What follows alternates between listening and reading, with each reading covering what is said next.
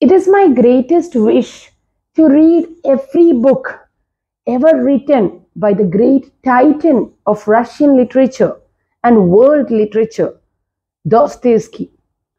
Of the very few that I have read, even so, with complete authority, I would say that they are all non negotiable for a literature student to have on your list. The first I would say is Crime and Punishment. It is the most beautiful novel about the beauty of the human soul in all its beauty. Second would be the Brothers Karamazov. Third would be The Idiot. Fourth, The Gambler. And fifth, Demons. Today, just now, I have finished a rereading of one of his masterpieces, that is The Brothers Karamazov. Dostoevsky is regarded as one of the greatest literary writers by the entire world, we could say. Great intellectuals and writers like James Joyce, the psychotherapist Sigmund Freud, the American author William Faulkner, James Joyce, so many writers have considered this particular work to be the very Bible of literature. In The Brothers Karamazov, I feel that this is a book that you need to read and reread, for every time you will get more and more a wealth of meaning. So this is a book about the very existence of life, the meaning of life. Is there God? Is that God benevolent? Is he all merciful? Is he rather a trickster? And that age-old question which has been there in the Dharma, in the Vedas, in religions all over the world, that very dilemma of right and wrong, the moral compass, what is right and what is wrong. And on one hand, we have cold reason, and on the other hand, we have unerring faith. So there is so many complex adventures that the reader will go through as Dostoevsky takes you along into this battlefield of emotions. And we feel that that very battlefield is the human heart, the human mind, and in which all these, I feel the various characters, as has been analyzed by various thinkers and philosophers, that all these characters signify the various philosophies that have been going on or been presented to the world, of which man has tried to make meaning of his existence. Here in Brothers Karamazov, there is also the theory that it is all three brothers comprise a single human being. Dmitri, with his animalistic tendencies, his passionate instinct, is the human body, the body that gives us so much pleasure, the body that we put through so much of excess. And Ivan seems to stand for the intellectual cold reason, the mind that is always weighing the pros and cons of each situation. And Alyosha stands, I believe, for the human spirit or the soul, which is eternal, which is beautiful, which is always looking towards a utopia.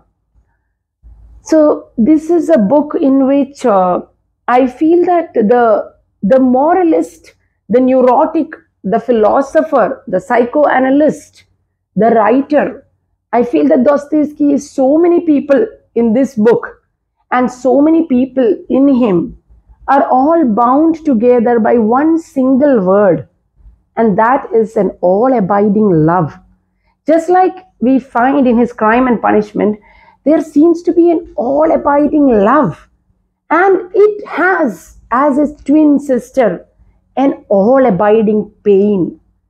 When we see the horrible, brutal end that Fyodor Pavlovich, the father, the Karamazov father, he is going through, he is having certain toxic traits, At the same time, he is a gregarious, passionate man who seems to be every man. He meets with a brutal end, and this makes us question. And this very end has so many repercussions for his children and the characters around him. So we are made to think, does a benevolent God let his creation suffer? So the physical and mental complexities which are the path for the Karamazov brothers, we too are taken along those meandering paths, those extraordinary complexities, those pathways which are full of trials and forests and waterfalls and all manner of imagery, mental imagery that you can think of. So here the father son, that is a relationship also shown throughout the work. And the father son can also stand, I feel it stands for the future, the present, which is embodied by the son, and the past, which is the father. So are the past customs dying out? And is the past being annihilated by the future and the present norms? It can also be taken as a political novel, for the father stands for the ruler, the czar or the king, and the son could be the subject. And then the all powerful image of spiritual Christianity, of the father and the son. The father who gives up his son to sacrifice himself for the salvation of mankind, and that too is the father and son. So throughout we also feel that powerful relation of filial piety and filial devotion, which is seen as something very important in all cultures. We have in Dostoevsky such a powerful advocate for atheism, that when he speaks about atheism, when he speaks about cold reason and science, we feel that there is no dialogue left. It seems to be that he has seen a dialogue in every level of consciousness. Every level he sees dialogue that is constantly meeting. And here he shows himself to be a powerful advocate of atheism. And on the very next page, only as a man of utter faith and one who has seen that heavens of spiritual Christian forgiveness and love, he is an advocate of unerring love and Christian charity and forgiveness. So that you feel that only an utter believer, a true believer, could present both these sides so powerfully. Then, so I feel that we are constantly in the presence of good and evil, and we are, at certain times, we may find ourselves looking into those depths into which our characters are descending. And sometimes you feel that you cannot follow them down that steep valley, you cannot, but you can stand there and wait for them until they go to those depths and come back. And perhaps on a rereading, you may even venture down and meet those demons along with those characters and come forth. And another question I feel that every reader has to ask is, which of those brothers do we identify with? Or do we see glimpses of our character in each of those brothers? Are they embodying the entire range of emotions and characteristics that see the human race as a whole? So I feel that, yes, we would identify with moments and glimpses. When Dimitri says, I have not done this crime, but for all the injustice that I have done in the past, perhaps I might have to take the punishment of this crime.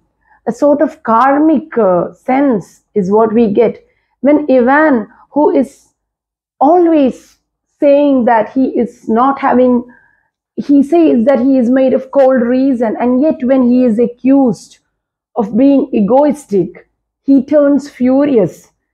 Here showing that it is the very ego in him that is bringing forth this anger.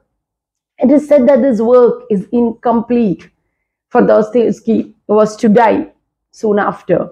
But This work, I believe, is so rich in its completeness. It is a spiritual journey, a political journey, a journey in psychoanalysis. We can see that he was such a powerful psychologist, somebody who really went into the depths of the human mind, was able to see into the very harrowing inside of man's heart. Another thing is the translations. The most common and the very first translations was by a Victorian lady, and Garnet, but most of our translations are in the Victorian English. So if you want to pursue it in peruse it in Old English, then that is your copy. There is the Macbeth Penguin edition, which is very much similar in syntax and structure to the original. And now one of the most popular ones is Pewer and Wolanowski, who is seen to have that is the translation that I have read, who is said to have followed the idiosyncrasies of Dostoevsky to the very minute detail. So all the idiosyncrasies, the specialities, the uniqueness of our author is presented in this translation. Some of my young readers have told me that the Russian names proved to be rather difficult and quite disorienting to read. Some have even said that they have had to cast aside these books because of these names. So here I would say that one of the ways I feel is that we are made very close to these characters. Dostoevsky is in fact holding our hand and taking us along into these battlefields where the devil and a benevolent God is seen, and where we see that, such complexities are arising by the minute, and things are happening in life so unplanned, but he is taking us along, and it is up to us how close we may be to each of these characters. So I would say that right at the beginning, most of the characters, of course, they have the first name, then there is the father's name, and then there is a family name. As you can see in the Karamazov is the family name, and Pavlovich is the father's name. So this might be slightly confusing. So here I would suggest that you should pick on one of those names, just like you would pick on a pet name for any family member or friend, because these are going to be your family or your friends as you read. So Ivan can be seen as Vanya in another chapter, and Alexei would be seen as Alyosha or Aloshinka, or any of these words, Alyosha. So pick on one of those pet names, make it your own, so that every time you see the word, you will read the word that you have given. It can be an Ivan, it can be Mitya or a Dimitri, and then it's going to be a brilliant read.